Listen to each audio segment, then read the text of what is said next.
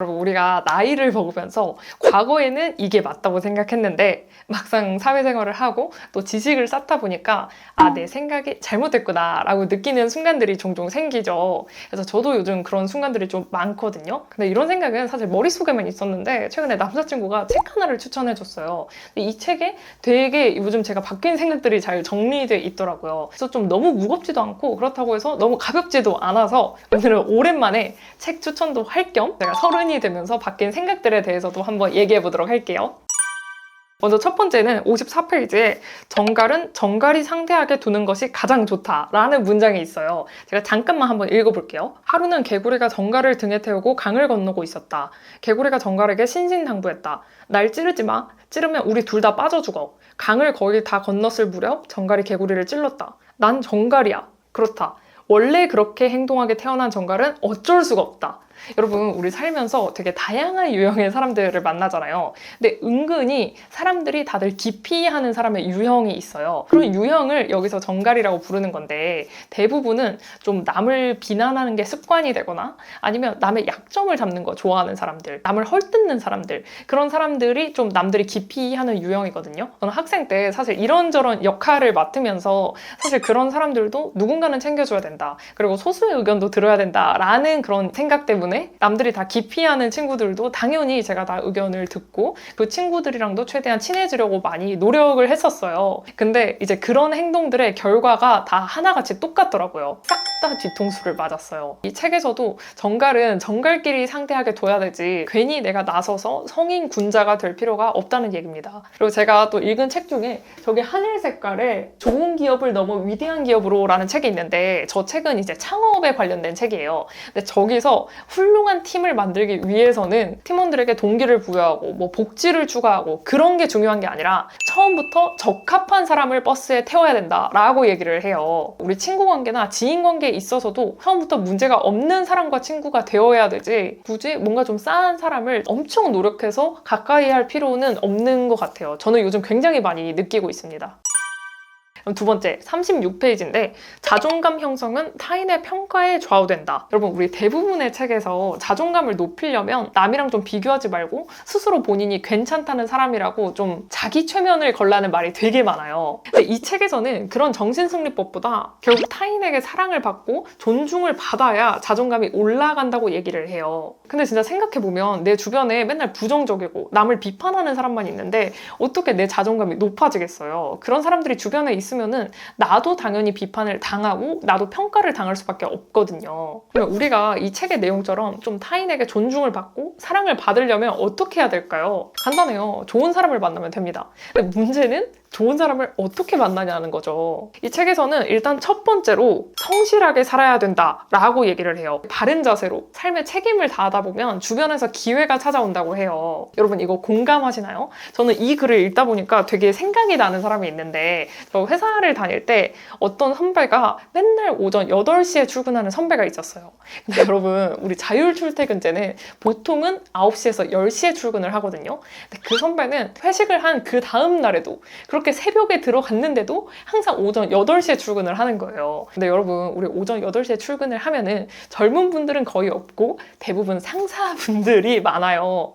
근데 우리 상사분들 눈에 띄는 사람이 그 선배 하나밖에 없죠. 후배인 저조차도 그 선배를 되게 부지런하고 멋지다라고 생각을 하고 있잖아요. 그러면 상사 입장에서는 얼마나 멋지고 대견한 후배겠어요. 그래서 실제로도 회사에서 좋은 기회들이 종종 있었는데 그 선배가 그 기회를 가져간 경우가 되게 많았어요. 근데 이 선배와는 반대로 조금이나마 출근 시간을 터치하면 되게 짜증을 부리고 꼰대라고 하는 후배들이나 아니면 동료들도 있죠. 근데 이렇게 살면은 당연히 누군가에게 질타를 받기가 쉬울 수밖에 없어요. 그리고 이런 질타들을 좀 많이 받다 보면 사람이 점점 비판적으로 변할 수밖에 없죠. 여러분, 우리 회사 다니면서 회사 욕하는 친구들 되게 많거든요. 이것도 얘기하니까 되게 꼰대처럼 느껴질 수 있는데 사실 어느 회사를 가든 욕하는 사람들은 있어요. 근데 그 욕하는 회사에서도 누군가는 정말 성실히 살고 또 좋은 평가를 받아서 연봉도 되게 높고 만족하는 친구들도 꽤 있거든요. 그리고 그걸 기반으로 더 나은 데로 이직하는 분들도 있고요. 결국에는 삶에 대한 태도, 내 성실함이 내 평판을 만들고 그 평판이 내 자존감을 만들더라고요. 여러분, 우리 부지런하게 삽시다. 여러분은 성실함이 자존감을 만든다는 거 공감하시나요?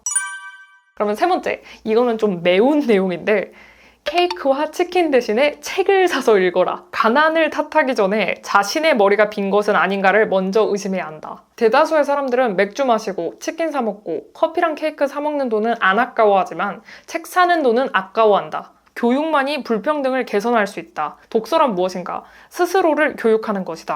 야, 여러분 너무 맵죠? 이거 약간 세이노의 가르침보다 살짝 순한 버전인 것 같아요. 사실 우리 골지들은 책을 많이 읽으니까 이 내용에 대해서 굉장히 공감을 많이 할 것 같아요. 저도 아침에 1시간씩 책을 읽는다고 했잖아요. 근데 그게 단순히 뭐 한 달 차 이 정도에는 잘 모르는데 제가 지금 한 4년? 5년 정도 읽었거든요. 그랬더니 확실히 좀 대화를 하는데 좀 주제도 많아지고 또 주변에서 칭찬을 많이 해주더라고요. 저보고 잡지식 아는 게 되게 많다고. 물론 책만 읽는 게 아니라 경험도 되게 많이 해야겠지만 사실 우리 평범한 직장인이라면 맨날 그냥 회사 왔다 갔다 하는 게 루틴이란 말이에요. 근데 거기서 또 새로운 경험을 하는 게 생각보다 쉽지 않아요. 근데 그렇다면 책 읽어보는 거. 저는 그게 굉장히 스스로의 생각을 레벨업 하는데 정말 좋은 습관이라고 생각합니다. 또 시간이 없는 것 같다면 혹은 혼자는 도저히 못하겠다면 우리 얼리마우스로 오시면 됩니다. 우리 얼리마우스 팀원들은 한 50% 정도가 아침에 책을 읽는 것 같아요. 여러분 동참하시죠? 네 번째, 젊은 시절에는 돈 버는데 열정을 쏟아부어라. 나이가 들면 경쟁력도 떨어지고 만사가 귀찮다. 경쟁력 있고 돈 벌기 좋은 젊은 시절을 흥청망청 욜로로 허송세월하면 나이 들어서 답이 없다. 여러분 저는 이거 정말 공감을 많이 하는데 저는 확실히 나이가 갈수록 점점 사람이 만사가 귀찮아지고 게을러진다는 걸 느끼거든요. 사실 저만 봐도 제가 이직을 28살 때 했는데 사실 27살 때부터 준비를 해서 28살 때 한 거거든요. 근데 그걸 지금 다시 한다 생각해보면 절대 못할 것 같아요. 근데 제가 28살 때 이직을 한다고 했을 때도 주변에서 야 나는 그 귀찮은 거 못하겠다. 난 그냥 여기 회사 다닐래. 이런 식의 반응이 대부분이었거든요. 네, 여러분. 저도 뭐 겨우 30년이지만 이제 살아보니까 나이가 들면 가장 큰 문제가 아까 말했던 그 귀찮음도 있는데 내 경쟁력이 떨어진다는 게 좀 가장 큰 것 같아요. 왜냐면 신입사원들은 계속해서 더 똑똑한 친구들이 들어오거든요. 근데 우리가 직장에 들어가면은 스스로 공부하는 걸 어느 순간부터 잊어버려요. 근데 그렇게 나이를 먹으면은 이제 새로 들어온 후배보다 내가 더 부족한 상황이 분명 발생한다는 겁니다. 한 살이라도 더 젊을 때. 지금 절대 늦은 거 아니니까요. 물론 뭐 늦을 수도 있죠. 근데 나중 되면 더 늦어요. 그러니까 귀찮다고 대충 살지 말고 미리미리 내 커리어, 내 할 일, 나를 위한 공부를 한번 해보자고요. 여러분 저도 요즘 인생이 참 귀찮아요. 최대한 일 덜 하고 싶고 더 놀고 싶고 그런데 나중엔 더 귀찮지 않을까요? 그리고 나중엔 아기가 있어서 제가 책임져야 할 생명이 있으니까 할 수 있는 게 줄어들어요. 그래서 우리 지금이라도 스스로를 좀 교육하면서 인생을 좀 더 조밀하게 살아봅시다. 그리고 마지막 5번째. 이거는 사실 책에 있는 내용은 아닌데 제가 요즘 굉장히 많이 드는 생각이에요. 그리고 저희 사무실 동료랑도 얘기한 내용이고요. 여러분 우리가 첫 취업을 할 때는 다들 뭐 좋은 회사 가고 싶고 연봉 높은 데 가고 싶고 그러잖아요. 근데 어느 순간부터 만족이라는 걸 하게 되더라고요. 그리고 본인의 돈그릇을 좀 알게 됩니다. 그러니까 내가 얼마 정도 벌어야 만족하는 사람인지를 알게 되고 더 이상 공격적으로 발전하려고 하지 않게 되더라고요. 저는 학생 때만 해도 아는 게 삼성전자밖에 없어가지고 삼성전자에 들어가는 게 최대 목표였어요. 그리고 삼성전자에 막상 들어가니까는 더 좋은 회사가 있구나. 그거를 깨달았고 이직을 했어요. 근데 이직을 하니까 이제는 이 직장인으로서의 꿈이 더 이상 없는 거예요. 그래서 창업을 했죠. 근데 요즘 드는 생각은 예전만 해도 그 창업이라는 행위는 뭔가 다 스타트업을 만들고 최소 몇백억대의 기업을 만드는 거 그런 게 창업이라고 생각했는데 그거 자체가 제 선입견이었던 거예요. 뭐 연 매출이 1억이더라도 사회적 기업으로 사회에 대해서 정말 좋은 일을 하는 기업들도 있고